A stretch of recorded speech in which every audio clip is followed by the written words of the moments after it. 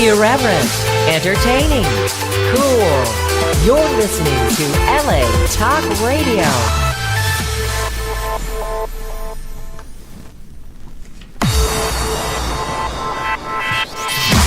You're listening to Reza Riffs with Keith Reza and Alan Lee, right here on LA Talk Radio.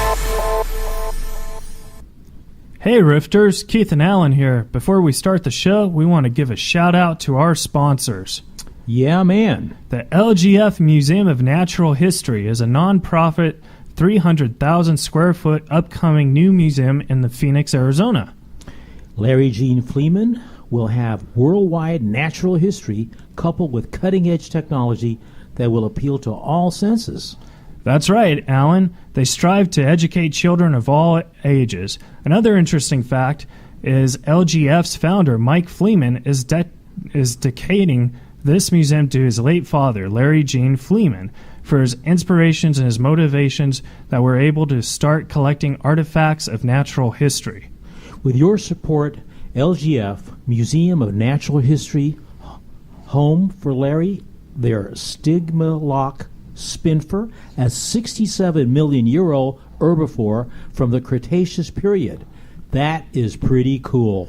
It is pretty cool, Alan. So follow them on Facebook at LGF Foundation and visit them at www.lgffoundation.org. I just put $10 in. Excellent, Alan. And you Rifters can too. Let's build a museum of the future today by visiting and donating to www.lgffoundation.org. Now, back to the show. Excellent. How's it going, guys? How's it going? That was a pretty good recording we did. We just did the Sheena show. You know, that was a blast. You know, we just came off with our neighbor, Sheena Metal. And it was a blast, and you know, Sheena was with Howard Stern for quite some time, and at the Laugh Factory. Yeah. So she's a real pro. I had a fantastic time over there. Oh, it was fun. I didn't know. She gave us some great advice about radio podcasting and all that stuff, and basically she said move closer to the studio. You know, it's funny. She's so sweet. She lives, was it 4 blocks? Yeah, I think that's what she said, 4 blocks. 4 blocks from LA radio, and she loves it. God, man, you know, that's, you know, we drive a little ways. You come in from the OC. OC, and I'm coming out of beautiful downtown Inglewood, which is by the Los Angeles airport. But we get here, don't we, man? We do, we do. Tonight, we have a very special guest. He's calling in. But we have Dan Cummins. Cummins, yes. Yeah, on the show. And he's the funny, he's one of my favorite comedians.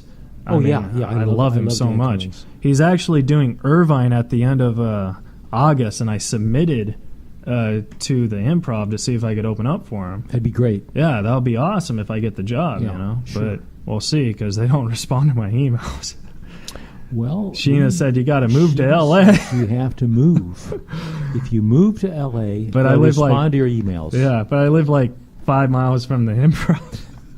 Do they respond to your emails? No, not at all. So it's amazing how like that advice kind of flips. But for those who don't know, Dan Cummins is he was the host of the Playboy Morning Show. I don't know why it says was. I thought that show was still going on. We can ask him. Yeah, but. He was on. He did a Comedy Central Presents. He was on Conan. He's performing this weekend at Hyenas Comedy Club at Fort Worth, Texas, Thursday through Sunday. You're from Texas? Yes, I am. Not necessarily. Well, I'm from I'm from Houston, which is a little bit different. But Fort Worth is a very nice city. I love Texas. Yeah. And I think it's amazing that he'll be performing there because, you know, he's from Idaho. Yeah, and I think it's kind of a cool thing, being from Idaho, growing up in a small town of 400 people, and going to Fort Worth, which is not at a much larger venue. But it's like country. Yeah, to me, Idaho is country, and we can ask him. We can. When he comes on. Well, yeah, he's calling in, but I think that Hyenas Comedy Club is a great name for a comedy club. Hyenas like to laugh. Yeah. I think that's very. I think that's anyways. I think that's a good name. He also is the host of a podcast that just came out maybe 4 or 5 months ago called Time Suck with Dan Cummins, and it's actually We both listened to it. We listened to the JFK one, and that was cool. Very interesting. I'm into conspiracies, and my major is history. I actually, I have a degree in history. Yeah. We were like in school. We were in the car. We were like in school and stuff. We were going, yeah, this is like history, man. Yeah. Was that cool or what? Wait, because we were saying that the podcast was more about, it was more like teaching. Yeah, we thought that was cool. I thought it was very cool. So while we're waiting for Dan to call, because he couldn't come to the studio because he is performing in Texas, so he's probably in Texas right now, right? In the green room. No, not quite. Thursday. This is Tuesday. But what was I going to say? He's going to be calling in. Oh yeah, he's going to be calling in, and he's calling in right now.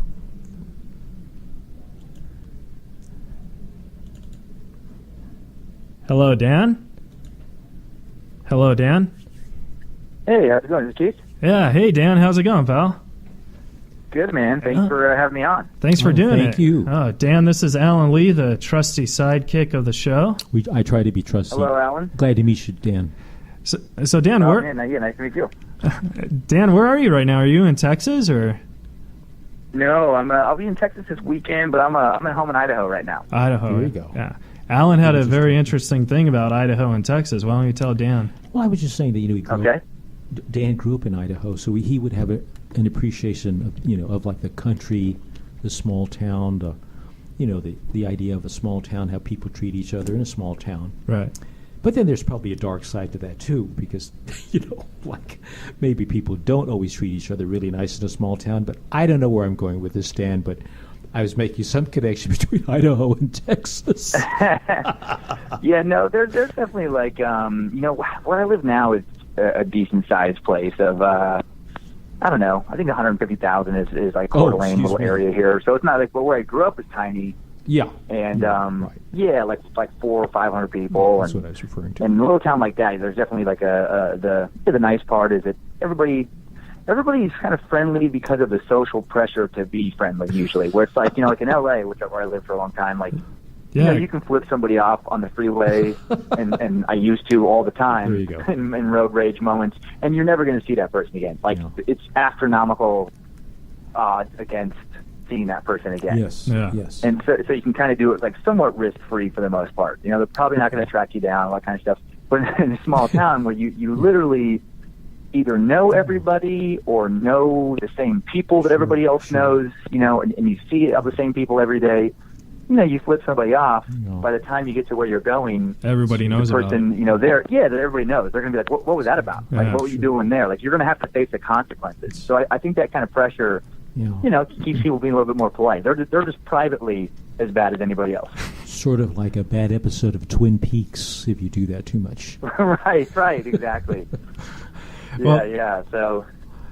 Well, Dan. Sorry. Go ahead. Oh no, go ahead. Oh, no, I was just going to say, I don't even know where I was going with that. It's like little stuff. I would not want to live in a town like that small again, though, because, also, I mean, like dating and those kind of things, trying to meet somebody, you have very, very, very few social options. Yeah. So. Yeah, the thing about a small town that would suck is, like, because you do stand-up, everyone would know, like, everyone knows you, you know what I mean? Do people, like, say, oh, tell me a joke all the time to you? And you're like, ugh. Like, does it irritate you? Yeah, I actually less now. It's funny. Like, when I go back home, everybody there knows that I do this, but for some reason it's funny. I never get that there. I get that when I meet people just in life. Like, I try not to tell people I'm a comic because, as you guys know, both have done stand up. Sure. Then you inevitably get the let's say something funny or tell me a joke, and I hate that so much now. It's like things always get so uncomfortable. Usually after that, when I'm just because I will not do that. I'm just like, no, that's not how it works. And then they just think I'm a jerk. But in my hometown, yeah, no, they just kind of leave me alone about it, actually. Oh, that's cool, because like in LA you could like kind of disguise yourself. You could be like, oh, I don't do comedy, and they'd be like, oh, okay. But like if everyone knows you, you know what I mean? Small. Right, yeah. In LA, I worked in production for a little while, and I would just tell people I was a producer, just because everybody's a producer in LA. It's, you know, and so they would maybe ask what show I worked on or something like that, and the conversation would quickly go away, but there was no pressure to like be funny or ask questions about how it works. That's so weird that when you say like you're a producer and stuff, people like act like they're interested for like 20 seconds, and then they'll be like, oh, okay. Here in LA. You know what I mean? Yep. But if it's like a... It's kind of a vague title, you know, like not many people even know what it means. I mean, a lot of people in the industry have a hard time even defining like what a producer is. Yeah. Something so I to feel do like with money. It's just kind of vague enough where people don't really know what to kind of follow up, you know, with it, as opposed to stand-up where everybody thinks, you know, they're hilarious, or that they, you know somebody who's hilarious. That's my favorite, is when you tell somebody you're a comic, and they're like, oh yeah, no, my cousin's a comic too. He did an open mic a couple years ago in, you know, Kalamazoo. Yeah. It's like, oh no, that's not the same as what I do. Yeah. You actually do like comedy. The cousin does workshop comedy or something, you know? Like, I get that. Well, and then they get weird. Like, it's like there's no good place for it to go unless you're one of the top 5 touring comics in the world. Because then, if you tell them that you do it for a living, then it goes to this weird place of like, why haven't they heard of you? Yeah. And what other job do you have? As if it's like this weird, like, you know, side hobby. It has to be a side hobby unless you're absolutely famous. Like, and what's funny is those people, like, I'll tell them about people like Brian Regan. Yeah. And they're just like, I love Brian Regan. I haven't heard of him. Yeah, that's so surprising, because Brian Regan, he's like the funniest guy, and he's clean, you know? Yeah, and he has a weird career where I think he has one of like the best kind of careers, but he has that weird career where he can do sell 2,000 tickets in one market or one, you know, town, whatever, at a theater. But the day of his show, he can go downtown to that same city, go into a coffee shop, and no one will know who he is. Yeah.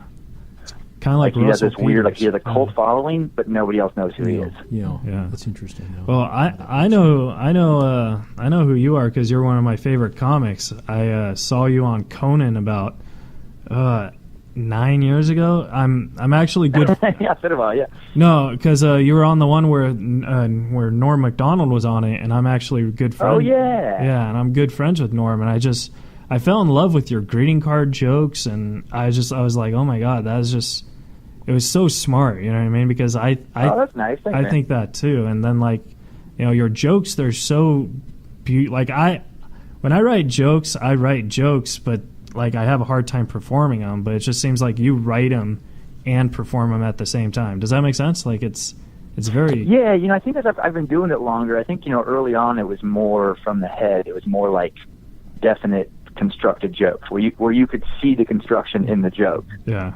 And I feel like the longer I've done it, now it's kind of gone more to stories. But within my stories, especially the last couple albums, it's it took me a long time to figure it out. But now I can write how I talk. Yeah. Voice. And I do a podcast now that's finally kind of starting to take off. Like, We were listening to it. The time suck. We were listening to the JFK episodes. Oh, are you referring to the which history one? Which episode? The JFK assassination ones. Oh yeah, the big 2-parter one. Yeah. Oh, Yeah. You know, in those, just speaking of like writing how you talk, I think people are always surprised when I tell them that, like, I write those out. Like, I just write a script for that podcast every week. Really? But it comes across conversational because I can think about how I say things. Like, I don't know, it's the same now. Like, I can write how I would say things on stage. Yeah. That's awesome. I had a feeling that there was a lot of writing to do, because like you tell, like I was telling Alan, I was like, the fascinating thing about that podcast is you tell every single little fact, and then you'll be like, and then Mike, fuck your mother, said this, you know what I mean? I was like, what the? You drop a bomb right in there, right Yeah. in the middle of the history, like, you know, the World War One. I was just cracking up because I thought that was just so funny. It's great. That's a great teaching. It's almost like he's teaching history. Yeah. Oh, thank you. You know, it's been fun that way, where I'm just making an effort to make they're inherently interesting topics. Great topics. But I feel like a lot of times, like, academic types can take something inherently interesting and actually make it pretty boring. Yeah. Easily. And so I'm really, like, trying to work on that formula of, making people excited to learn something new. Like, and it seems to be working. Like, it's really been growing lately, and the feedback's been good, and I'm having a lot of fun with it. It's like, it's a lot of the things I like about stand-up, working on new material, essentially, but I can be a lot more factual and take longer breaks between the funny, which you can't do, obviously, on a stand-up stage. Yeah, exactly. That's true. I never even thought about that, because if you think about, if you have a podcast, like, this is like the 20th episode of this podcast, but if you think about it, if it's an hour long, and just if your material, that's like, I don't know, 20 minutes. You do 3 of them, that's another hour. And if you memorize that, maybe, you could have 3 hours of jokes. So that was very interesting. I never thought about that on a podcast. Like, yeah, I have a new hour of regular stand-up right now that I'm trying to figure out when to record and what to do with it. And I think when I'm done with it, I'm going to go back through all these scripts and try and kind of, like, do it in a different way this time and build, like, a different kind of stand-up hour where it's a lot of historical facts and things that I find not only interesting but really funny, like to be able to riff off of them, and just kind of like a one-man show, I guess, but a lot more stand-up-y. Still the same stand-up rhythm, just a lot of facts, thrown into it. That's fantastic. Yeah, because no one's done that, especially with history. I think it's great.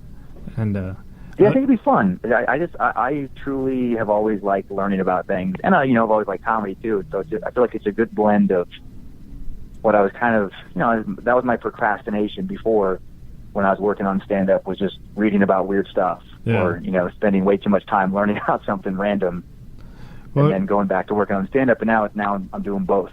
When you said that you do more storytelling now, do you still, because you used to name your jokes when you were doing a joke, you'd be like, okay, right. You'd be like, okay, this joke is named, greeting cards or compulsive liars, something like that. Sure. Do you still name your jokes? No, I haven't done that since the second album, only because I did it a lot on that, and then it just felt, I started doing it for the next album, and it just felt really contrived, which I'm probably bad that way business-wise about comedy, where, some guys have made a career out of a gimmick. Gallagher had a lot of good content, but would he have become as famous without the fruit smashing? That became his trademark and what people remember in life. And I just felt like the naming thing, it didn't feel genuine anymore. I felt like I did it for a while, it was fun, but then now I was just doing it because I felt like it was supposed to be my thing. Yeah. And so, I just kind of stopped. I just wasn't feeling it anymore. Oh, it was so funny though, because like. Oh, thanks, man. I had fun doing it. Like, I'm glad I was able to do it on a couple albums. That was a great idea. Yeah. Because I see comics sometimes, like, they'll do, like, okay, well, that joke was named something, but the thing that was special about you was you did it after every single joke. Right. Yeah. It was kind of just birthing children. Yeah, and it was just like, oh my God, like, now because if you think about it, then you could be like, oh, remember Dan? He was talking about greeting cards. He named that joke greeting cards. And then you'd remember, so I thought I think that's actually a very smart way to get the audience to memorize, to remember. Right. Yeah. No, I mean, again, I probably should have stayed with it, but now I'm just having a lot of fun doing the stories and stuff too. Just I don't know. I always liked the artists I like, kind of the music always kind of evolved, like a Radiohead or something. Yeah. Where their sound changes as they kind of change as people. I always wanted to kind of be able to do that with comedy. And again, I don't know if it's the best business plan, but I do. Still making a living at it, and I do enjoy it. Well, it beats writing it on your palm of your hand, as I do.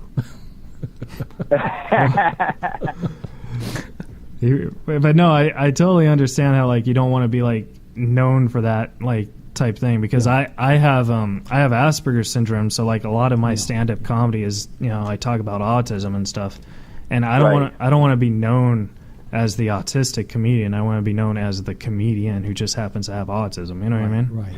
Yeah. It's a big difference, and I feel like that's a thing where you'll probably just have to play around with, you know, you have maybe an obligatory joke or two referencing it, but you can change those jokes up. Yeah. And then, you know, once you've been doing it a while and you're a ways into it, you probably, you know, then it can be a choice, like where you can reference it or not reference it. Yeah. I always think about like Ellen DeGeneres that way, where it's like, you know, Ellen DeGeneres, you know, you knew, well, I guess she came out, you know, a little bit later, but, you know, she was lesbian, but she didn't really, her stand-up comedy wasn't lesbian. It was like, yeah, she can reference it, but it's not just that. She's a human being who happens to also be lesbian. Exactly. Yeah, it was weird because her I feel like a lot of comedy. comics fall into that weird trap of like, yes, you have this ethnicity or you have this sexual persuasion or whatever, and that's fine. It's part of your life, but it's not it's not your whole life. Yes. Yeah. Yes. You know, you talk about a variety of things. That can just be one of them. Like, you know, that helps me because Just like with you, I'm sure it's like, you know, yeah, you have Asperger's, but it's not like that's you're much more than that. That's one component of your life. Well, basically, like with my comedy is I let the audience know automatically I'm autistic so they could get into my brain on how my jokes work. You know what I mean? And Yeah. that's how I do it. And another thing that I really like about you is you're kind of like you're a daredevil comedian. You know, you talk about stuff that's really unique and, you know, like bears, and like you take a joke and I feel like you could just go on and on with it. And I just think I find that really remarkable because I can't write about different subjects like that. Okay. I could tell on your podcast on Time Suck, you know, you take that subject and you just drool the jokes out. You know, I just think that's so fascinating. Oh, thanks. Yeah, no, I've been trying that, especially on this last kind of version of material, that stuff I'm doing live now, where I don't know, there were certain subjects I wanted to talk about before, but really couldn't figure out how to do it in a way that didn't just gratuitously offend people. Exactly. But it was something I still wanted to talk about. And now I kind of like this certain bits where I ease them in, you know, to a subject, you know, like about religion or something. And then by the time it's gotten to a preposterously irreverent place, That's, like they're already laughing. So it's like I kind of like sucker them in to a place where they wouldn't go if I started off in that place. If that makes sense. Yeah. And it's kind of like a fun little challenge. I can't help but say that it sounds like a comic book hero, Dan Cummins, the daredevil of comedy. You can see that on a comic book. Yeah. Yeah. That sounds like a comic book character. That'd be a good comic book. I'd read it. Yeah. I'd read it. Will you draw it for Dan? I'd have to have some power though, or something like that. I'd have to have like, there you go. He has to have a power. like Here we go. My words could, you know, literally infect your mind and like There you go. destroy your brain or something. I like that. Like you could have someone tell them to quit their job without quitting their job. You know what I mean? And you're like, wait. Right. That would change lives. And they show up and they're like, "Oh, you quit yesterday," and they're like, "I did." That Damn. would change lives. That would change lives big time. Yeah, I think that'd be the best superpower, especially if you do it to people you don't like. Now we're getting the evil Dan, the daredevil. We're just... Well, yeah, but I mean, I'm giving you ideas for the sequel. You're doing a Hyenas Comedy Club this weekend, and I was telling Alan Lee that's an excellent name for a comedy club. I think so. Yeah, it is so random. I guess, you know, but I guess random it is not, because the hyenas are known for Laughing. for laughing. Yeah. So I don't know. I thought that was very unique. I thought it was good. Like, it's better than an improv, because then you're like, oh, hyenas. You're like, oh, it's an animal. And that is where is that, Dan? That's in Fort Worth. You know, there's three of them. But yeah, three hyenas. There's one in Dallas proper, and then one in Fort Worth, and then one in Plano, which is like a suburb. So it's kind of crazy that I played all three this last year, because they're all within 30 miles of each other. Wow. That's pretty cool, Yeah, though. Because then, like... Yeah, they're fun. I like the guy that runs them, and they're like 3-night engagements, which is nice. It's like a Thursday, Friday, Saturday. You know, you do Nice. 5 shows, and then you get out of there. Yeah. And usually not a lot of morning media, so you don't have to get up crazy early on a Friday. And yeah, it's easy. Yeah. Usually good crowds. I'm sure you get this question a lot, but this is just in my notes here. It says you were the host of the Playboy Morning Show. I thought that show was still going on. No, they rerun it all the time, but they ended it I had like a two-year contract ended last year with Playboy, where it used to be a radio show. Uh-huh. It was on Sirius XM, and then before I took the job, it went to just their TV platform, Right. which they have like a premium.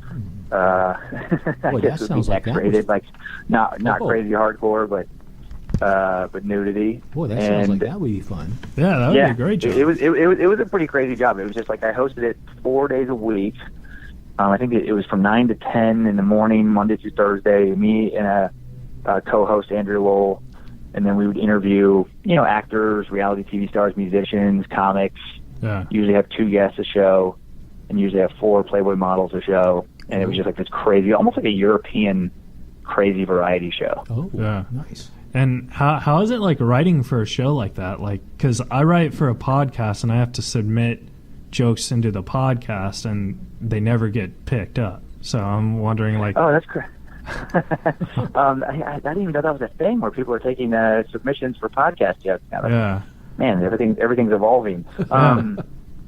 We had a dedicated writer, and then me as a host, and then another producer. The 3 of us would actually sometimes 3 or 4 of us would build the show out each day, and usually just like an outline, maybe a couple hard jokes, but mostly an outline. And it was like I just knew what kind of segments I had to get to, but I would just wing it, which was crazy because it was a live show. Yeah. You just come up with like concepts for that. You don't have to like really write out. We didn't have a teleprompter or anything, so you don't really write out, each and everything. Yeah. It's just kind of arranging an outline essentially. But you still get credit as a writer on that, though, right? Because yeah, you do. Like technically, you get like this writer's credit and stuff. Yeah. It's so weird, like the business that way. It's like there's some shows that I've written scripts for that I didn't get credited as a writer, and there's other things. I don't know. But that really actually wasn't that much writing. Uh-huh. I did more writing for reality television than I did for Playboy. Oh, really? What's it like writing for reality television? Like, I always thought reality television was like in the moment type stuff. It used to be, and maybe some shows occasionally still are, but it always comes back down to money on that stuff. And years ago with the early reality shows like The Real World and I think like the OC and stuff, they would just send a small production crew, a couple camera guys in a house with, whatever people they were filming, and they would just leave them there for months. They would just have different shifts, and people would work around the clock and just film and film and film. But then you got to edit all that footage. You got to go back and try and figure out like what happened when, make your notes, I'm sure as it happens, and then construct these kind of episodes out of hundreds of hours of footage. And basically that's really expensive to do it that way. Oh. And they figured out it was cheaper to hire some writers and have them sit in a room in LA for 3 or 4 weeks together and just kind of come up with either outlines for all the activity that people are going to do in an episode. Yeah, that makes sense. Or sometimes you write the actual bites they do when they're speaking straight to camera. And then sometimes you actually kind of give them suggested dialogue to help them kind of get the scenes going. Yeah. But it's all that way they can shoot those episodes in 2 days because they actually know where to go for each scene instead of hanging out with them for months. Wow, that makes sense though if you think about it, because I don't believe that people actually fall in love. Dan, we have some Twitter questions, but before we do, we gotta give a shout out for our sponsors. Sure. Hey Rifters, don't forget to give the LGF Museum of Natural History some love. If you can log on to the Facebook and like their page at the facebook.com/LGF Foundation, or visit their website at www.lgffoundation.org. And together, if you donate, we could build a museum of the future today. All right. So, Dan, we got some Twitter questions, if you don't mind. Oh, cool. Do you like Twitter questions? Let's do them. The thing that I don't like about Twitter, and this has nothing to do with the questions, is I never know if they're actually real people. You know what I mean? Oh, right. Or like, well, I guess if it's a question, it wouldn't just be some bot. Yeah. Right? I mean, yeah, the bots that's true. The bots actually kind of form questions and stuff now. Sometimes they can, but I mean, because wow. I'd click on the question and like that'd be the only thing they tweeted for the past 6 months, and you're like, oh, that's weird. That's interesting. I didn't You know? that. Right. But yeah, Yeah. I don't trust people on Twitter nowadays. I don't know. Maybe it's just me. Okay, but Okay, I'm ready. all right. So this is from Mr. Nody007. Okay. See, and that's another thing. These Twitter names are so. Anyways, They're very creative on those handles. Yeah. I don't know what to call. I call myself Dr. Heckle. really? Yeah, I thought that was pretty original. I'm just Keith Reza. No, I like Dr. Heckle. Like I'm a heckler. All right. So, Mr. Nobody007, Dan, does the compulsive liar Rick ever contact you with more lies? That's funny. No, that guy, I never, I'm sure he doesn't know I do like stand-up. I met that guy back in college before I ever started doing stand-up. And actually, I call him Rick in the bit because I didn't think people would believe at the time what he introduced himself to me as. He actually referred to himself as Wolf. Really? He was this guy who would always wear a wolf, like, silkscreen T-shirt. He had, like, all these different wolf shirts. And he was always at the same bar called the Bulldog Tavern in Spokane, Washington. And he was the guy who would introduce himself as, he's like, hey, man, people call me Wolf. And immediately I would think, I'm like, no, you call you Wolf, and then you tell other people to call you Wolf as well. That's actually funny, though, because Fred Wolf probably does that. Do you know Fred Wolf? I don't know Fred Wolf. I know that name. He used to be one of the head writers on SNL, and he Oh, okay. he introduces himself as a wolf all the time. Oh, I didn't. So maybe hilarious. maybe you were talking to Fred Wolf. Maybe this guy didn't come across like a writer. I doubt it. He came across this is a maniac.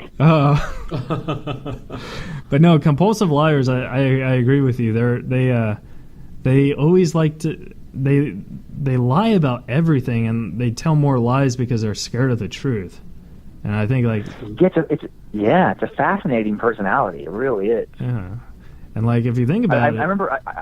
Well, I'm sorry. Go ahead. I was gonna say if you think about it, that's actually like the beauty of your comedy too, because like that's something that I feel everyone can relate to, and then I don't think everyone can relate to like the darker twists of the lies. You know what I mean? Right. Yeah, it's fun to take something. That's my favorite stuff. It is fun to take something that people relate to the basic premise of, but then take it to a place they never expected, kind of, going to. Like take it really far out there. But yeah, that liar. I remember I worked with a lady right after college, and she was a cook at this treatment center I was working at, and she like no matter what job you brought up, she just like felt compelled to say that she had done that. And she would throw like a year with it, like, oh yeah, no, I used to work at a school for 4 years. So yeah, no, I drove trucks. I drove big rigs for 6 years. Oh no, yeah, no, I actually did a little accounting. Did accounting for 3 years. And it was such a weird thing. Like we actually, before I left that job, we started like a log. We would write how many years down on this piece of paper that she had done each job. Wow. And we figured out that she was at least, if she was able to do these things, like 140 years old. Like it was just so ridiculous. Wow. Tally that. And I always thought, like, how does she not understand that if you just keep saying those things, pretty soon people are going to figure out that the math doesn't work out. Yeah. It's crazy. Compulsive liars, though, man. Natural storyteller. Yeah, that's one of the great things about having autism is like it's really hard for me to lie. You know what I mean? So like. Oh, okay. I didn't even think of that angle. Yeah. Yeah. So like whenever like someone like, because sometimes I'll like missay stuff, and then they'll like try to backfire it on. I was like, oh no, I actually said the exact same thing. I just said it in a different word. You know what I mean? But like. Yeah. Compulsive liars, they'll be like, oh no, I never slept with Mark. And then there's a photo of her sleeping with Mark. Okay, so Twitter question number 2. This is actually a Facebook question. Heidi Burns wants to know, Dan, what special do you feel you had more artistic freedom in? Crazy with a capital F or Don't Wake the Bear? Oh, that's interesting. Yeah, actually, Don't Wake the Bear, because that one, there was no considerations for network with that one. Like, there was considerations for Crazy with a capital F for you don't want things beeped out for Comedy Central or whatever, but with the Amazon Prime thing, it's like there's no censorship. Oh, that's cool. So no commercial breaks.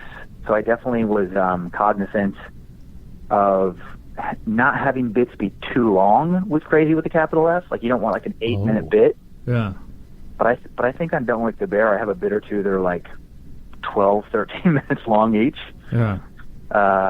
So yeah, I think with that one for sure. Oh, that's actually very interesting, because I didn't think about when you do a special about the commercials and stuff, because you're so used to seeing them on Comedy Central, but you forget about the commercials. We get that time elements. Factory, and it's not usually like that anymore. That was just kind of like the end of an era. It's like, even I feel like the Comedy Central ones now, they can run late with less commercials, or they can push people online to watch it commercial free. Yeah. And other than them, all the rest are networks that don't even have commercials, either Netflix or HBO or Amazon or something. So it is better artistically now, where you don't have to think about that stuff. They should give you. I know one of your specials made Netflix, but they should give you like another Netflix special.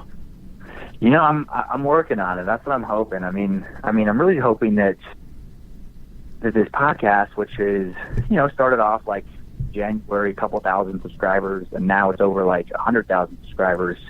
I'm really hoping I can build that number to a big enough number to convince them to give me one, because I feel like that's kind of what the business has become. That's fantastic. Unless you're like the new up and comer, if you're established already, they're not looking to build your career really. They want to take somebody who has an existing audience that they can define, whether it's 200,000 Twitter followers or 1 million Instagram followers or YouTube videos with several million views each. They want some metric that they can look at and be like, okay, those people that watch this thing, they're going to watch our thing. So we have built-in ratings, which I get on a business level. So now I'm just like, well, all right, hopefully I can build my numbers up to help help my case. Yeah, that'd be awesome. If Reza Riffs ever gets like billions of dollars popular or something, you'll get a lot, because we'll just retweet you all the time. We'll just hand them. Thank you. I appreciate it. I'm rooting for you. Okay, so we got a couple more Twitter questions. This is from Bachelor Fan 2002 XO. Okay. Like, who's a fan of Bachelor? Born in 2002. Anyways. Big fan. Hugs and kisses even. I know. Anyways. That's what I'm saying. These Twitter names are just so bizarre. Yeah. Who is the funniest Playboy model you ever interviewed? Ooh, funniest Playboy model I ever interviewed. Man, there's so many people that we had on that show. We worked with some models, and there was a model named Rachel Love. She was Asian American model. Right. I think if you Google Rachel Love Playboy, she'll come, or Rachel Love Playboy Morning Show, and she was hilarious. I can't remember how funny she always was on the show, right? Like on air, but just off camera, it's a very really, really smart, really funny. And then trying to think of unintentionally, we had these British. Whoa, twins. she's really pretty. I just Googled her. Did you? Yeah. Oh, okay, you found her. Yeah. She's gorgeous. Oh, and then the Howe twins. If you look at them up, the British twins, dark hair, the Howe twins, Playboy, they were unintentionally funny. I don't know, unintentionally, maybe intentionally. We never could figure out how aware they were of the act they put on. But they were there would be a segment called how to build, or how to put a puzzle together, or how to construct IKEA furniture. And the comedy would just be in the fact that they just could not accomplish the simplest of tasks. Yeah. Wow. I just Googled the Howe twins too. They look very familiar, but I don't know if they look familiar. They've been on some reality shows. Yeah, maybe reality. You're seeing double here. Yeah. Oh my God. I'm seeing triple. All right, we got two more Twitter questions, if you don't mind, Dan. Is it cool? Yeah, man. No, it's great. All right. This one is from underscore capital L E capital V Ounce. Such a weird name. Dan, when you did the Craig Ferguson show, did you get a good look at the famous snake mug? And if so, was it cool? What's that? You know what? The That snake was my mug. first late night years ago, and I didn't get a look at really anything. That was the weirdest experience Oh. where I don't think any show does this anymore. But at that time, Craig, you would not do your stand-up set during his show. He would do a full show, without the stand-up. Right. Then he would leave. Like, he would take off and go do whatever he's going to do. And then they would hold the audience over, and they would do, whoa. like, multiple sets sometimes. And then they would just throw them in a random future episode as if you were on that episode.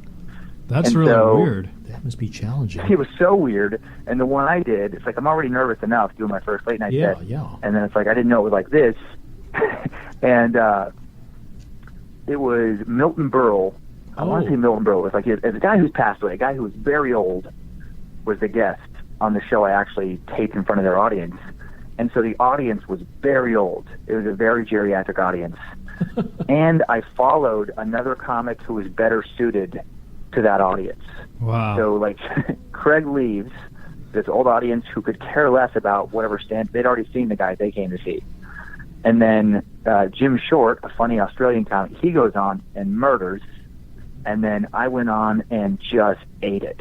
Like, it was not, Oh, my. it was not a good Wow, set. that's a funny story. Wow. But what does the snake mug have to do with anything? What's the snake mug? I think he I didn't watch his show much, but he did have some weird little mug.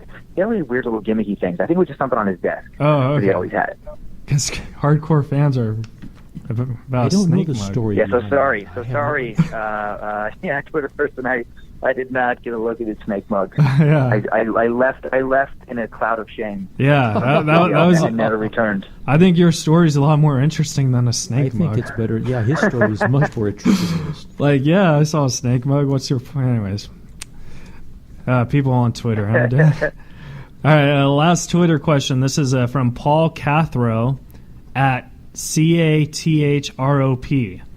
Dan, when you Okay. worked on Duck Dynasty, did you have nightmares about ducks or dudes with long beards? Oh, No, I had nightmares about having to continue to work in reality television. I had nightmares of being stuck in that for my career. No, that was a weird thing. Where just like it was interesting to work on a show that was so popular, Right. but it wasn't a show that I was interested in watching. Yeah. So it was just surreal in that way, where it's like I could.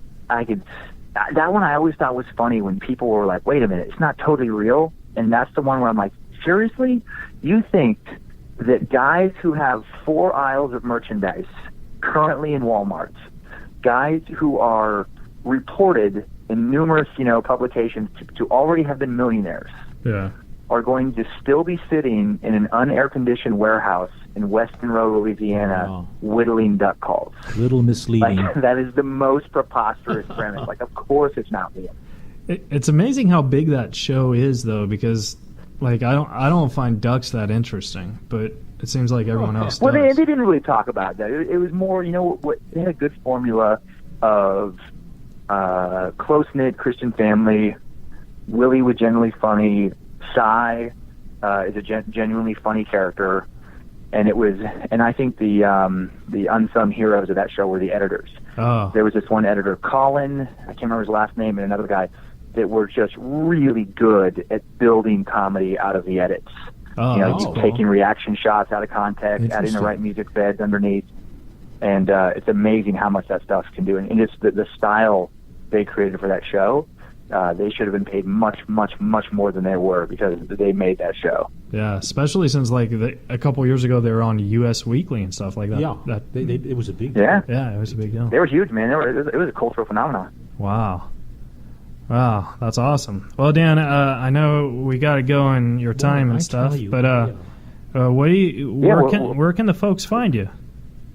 Find me at timesuckpodcast.com is where you can Definitely. link to my tour stuff That was fantastic. and find out about my stand-up stuff. And then you can watch Don't Wake the Bear on Amazon Prime if you can stream it if you have that. And and you can listen to the podcast anywhere. And then Pandora and Spotify have all my albums you can stream for free. And I'm easy to find. And if they're in Texas, they can see you down at Hyenas. That's right. They can see me at Hyenas this weekend 3 in Hyenas. Fort Worth. Actually. Well, I just have one more question for you, if I can. Okay. Sure. You're doing Irvine at the end of August. Yeah. I would like to go, and if I go, can I get a picture with you? Absolutely, man. Absolutely. Find me. I'm always, after every single show, I'm out front. I usually am selling CDs or something, or if I ran out of stuff to sell, I'm just thanking people for coming and taking pictures. So I'll be there. Because you're one of my favorite comics, and I know from a comic it's kind of like weird to ask, but like. No, man, please do that. I would love to say hi. That would be absolutely. We look forward to seeing you. All right. Thank you so much, Dan. I really appreciate the interview, buddy. This was fantastic. What an education. So generous and so thank true. you. Appreciate it. Oh, that's so nice. Yeah. Nice to meet you, Alan. And, Thank you. And thank you, Keith. And you have a great week. You All too, right. my friend. Thank you so much, Dan. I really appreciate it again. Nice. Thank you. Bye. Good night. Good night. Bye. Bye. Whoa. Wow. Dan Cummins, guys. That was Yes, awesome. indeed. That was fantastic. I don't know what it is that's happening, but our podcast seems to be the most amazing comedy school on the planet. These guys are too much. I didn't know what to do. He's teaching me so much as I'm listening to this. Yeah, I was couldn't believe this. I was in shock Talk by about how much. writing techniques and how he thinks, and then Yeah, that was what awesome. happened on the show. My God, That was. He's so funny too. and he's hilarious. I mean, what? Something's like beeping We got a on little me. buzz here. Wait, are you beeping? There's a buzz over here. It sounds like it's What? one of those conspiracy things. Wait, I'm so confused here. What is this? Oh, it's a little buzz here. It's a buzz? Can you hear me? I hear a buzz. What do you hear? I don't know. I hear a kind of a tone, Oh, like a phone. it's the fan. There you go. That's There you go. that's a fan. I thought it was one of those like conspiracies, history conspiracies. Yeah. Aliens. All right, guys. Well, that's the show with Dan Cummins. You guys can follow him. Subscribe to his podcast. Yes, It's called do Time indeed. Suck. It's so funny. We listened to it. We loved it. And each episode, there's so many jokes and stuff. And I think Dan you is also learn a lot. Dan's the funniest guy. It's incredible. And you could also follow Dan on social media, Twitter, Facebook. He's Dan Cummins at Comedy. Cummins Comedy. In the Amazon, he has the bear on Amazon. He's got another. Don't Wake the Bear. Don't That's a Wake- stand-up special. Don't Wake the Bear special on Amazon. It's very funny. All right, guys. I'm Keith Reza. Alan Lee. Do you have? You told me not to ask you this, but do you have anything? You know what wanna- I have going for me is I'm gonna go to the library tomorrow, and I'm gonna check out a book on listening and writing podcasts, and I'm gonna check that out tomorrow and spend the whole day reading it and writing notes. That's hack. And then yeah, that's a hack job. You didn't even let me go with anywhere, and there was a whole deal I was going to do. And just like I was going to do like Dan, I was going to take it as far as it would go, and say, yeah, we'll go to the library, and then, oh, well, see? We have a lot of fun here. Oh yeah, Don't we? it was awesome. Dan Cummins, thanks again, man. It was a great interview. We love you. I was so shocked by the Twitter handle or names like that. I thought was just I was amazed they were that long. yeah, like Just they happen to be this batch. Usually, yeah. it just I mean, depends. well, usually I ignore the Twitter questions, but yeah. Yeah, they were. I liked the questions. Oh no, the questions were good. Just the names were like Yeah, what are you going to do? like whatever happened to Alan Lee, Or Dr. Heckle. Doctor. I can understand Dr. Heckle. That's yeah, kind of it's cool. simple. Yeah. Thank you. Yeah, but I It's mean, not like, hack. but Bachelor Fan 2002 XO. That makes no sense. Are they a Because fan they- of the you- show? And No, then there's two kisses, a kiss and a hug, XO. Well, XO means hugs and kisses, yes, So according what do to they mean by females. that? Yeah. But Bachelor, so you're a what Bachelor I'm fan of the show. But if you're born in 2002, you're a little too young to be watching The Bachelor. Oh, a little weird. Right? A little weird. Well, these are Twitter. You know, what are you going to know? Yeah, well, it doesn't matter. I'm just saying. But and again, you know, should we thank our sponsor again? Yeah, we're definitely going to thank our sponsors again. But before we do, I think we should add us on Facebook and Twitter. Please do. iTunes. Please do. Rate and subscribe the show. Reza Riffs. Reza space RIFTS. Rate and review us, guys. It's very important. You can like us on the Facebook, the fan page, like us. Yes. And we're also on Twitter at Reza Riffs. At Reza Riffs. Don't forget to follow Dan Cummins as well. And before we head out, we'd like to thank our sponsors again for helping us out with this episode and making this episode happen. So we'll just thank them, and then we'll say goodnight, Alan Lee. Surely. Right. That's LGF, Museum of Natural History, right? Yes, Rifters, that is. It's the LGF Museum of Natural History. So show them some love. If you go on to Facebook right now and like their page at www.facebook.com/LGF Foundation or you could visit their website at www.lgffoundation.org. And together, if you donate some money to help build this museum, together we can build a museum of the future today. And we'll see you there, hopefully in the future. It's going to be a great museum. I want to go. You want to make a schedule a time we're going to go down to Phoenix? Why not? Yeah, we can do that. I like Phoenix. I do. It's hot. Maybe we could find a snake mug for that guy. Oh, thank you. That's, you know what? If you could find a snake mug, it would be Phoenix, a rattlesnake mug. Yeah. Yeah. I don't know. I didn't watch Craig Ferguson's show that much, but I didn't know a snake mug was worth a Twitter question. He might be one of our guests. Coming in, Craig Ferguson. Oh, you can't say that. You never know. You never know. Shoot for the stars. I'll be like, hey, Craig, by the way, can you bring your snake mug? That'd be funny. That'd be like historical. Yeah. All right, guys. Thank you guys so much. Like us on Facebook, rate and review us on iTunes. You got it. And also another shout out to our sponsors, the National History Museum, LGF. You could go onto their Facebook at www.facebook.com LGF Foundation or visit their website at www.lgffoundation.org. And together, if you donate, we can build a museum of the future today. I'm Keith Reza, and see you guys next week. And I'm Alan Lee. The one and only. The one and only. You're listening to Reza Riffs with Keith Reza and Alan Lee, right here on LA Talk Radio.